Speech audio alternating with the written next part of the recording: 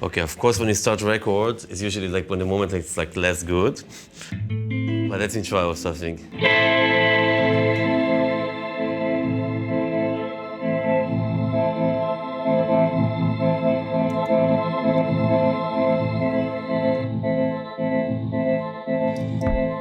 If I could choose, should be living in the 16th, 17th century because I think I'm mainly a composer, more than a producer, more than a musician. What's cool in techno, you shouldn't understand exactly what you're listening to. Because in the club, you have to create some intensities. If there's no real magic, it means nothing. You can hear stuff very easily that somebody just copies 8 bars and copy it and multiply it. And like later, it just doesn't have this magic. Something I will show today, especially if you make techno or house, something with some kind of randomizer, some loops, like long loops that you can put in a track and they just never repeat themselves. This is like things that are very, very easy to make, very, very basic, things that sometimes get to do on a plane. The first, literally, sound of operator of an Ableton, just put it over here. So I did this very simple loop.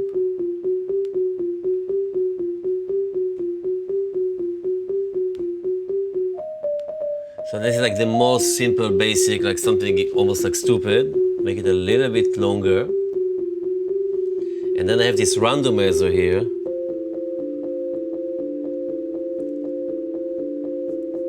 Then it adds notes, so it becomes like chords. And now I have this thing called, another option here that's called randomizer. I start to add notes on top.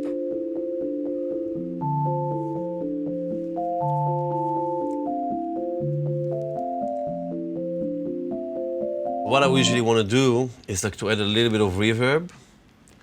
And I usually use amazing emulation of EMT, what the Beatles were using, and Radiohead, and all of these guys.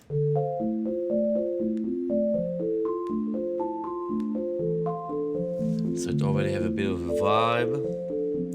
And now with a delay,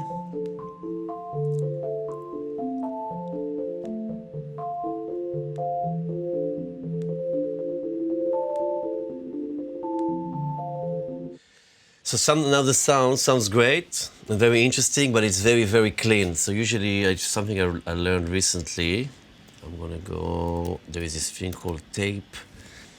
So now, let's see things we can do here. Can add some chorus, speed, some drive. Can make some hum.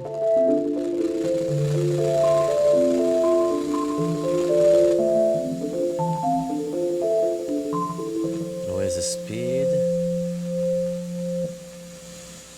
Okay.